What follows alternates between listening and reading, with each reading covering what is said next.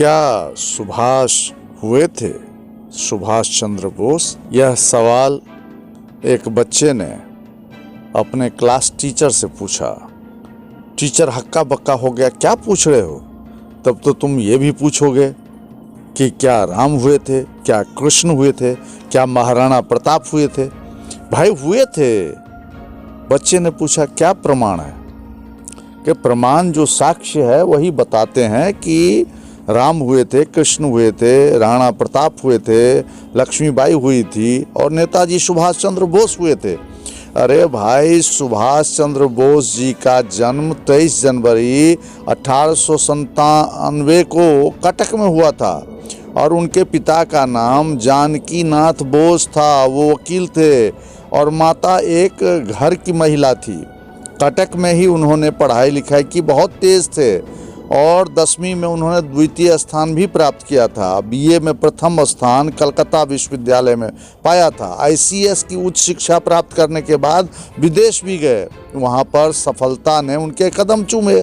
ICS होकर भी इन्होंने अंग्रेजी सरकार की नौकरी को ठोकर मार दी और देश को आज़ाद करने में जुट गए। ये जो महान हस्ती हैं, इनको महात्मा गांधी से नहीं बनती थी। ये गरम दल के नेता थे, बहुत ही ओजस्वी भाषण भी दिया करते थे, नवयुवकों में आज़ादी के लिए उत्साह भर देते थे। उनके कार्यों को देखकर अंग्रेज सरकार घबरा गई, इनको नज़रबंद तक कर दिया गया। अंग्रेज सरकार की आंखों में धूल झोंककर मौलवी जियाउद्दीन के वेश में विदेश भी जा पहुँचे। जर्मनी जाकर हिटलर से भेंट की, से फिर जापान आए।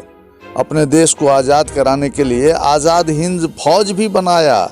आज़ाद हिंद फौज कई जगह अंग्रेजी फौज से टक्कर लिया, लेकिन सैनिक कम होने की वजह से अंग्रेजी फौज के सामने आज़ाद हिंद फौज को लौटना पड़ा, पीछे होना पड़ा। 18 अगस्त सन 1945 में एक न्यूज़ आया कि सुभाष जी का निधन हो गया। यह न्यूज़ जापान रेडियो ने सुनाया था। खैर अभी तक विवादास्पद है।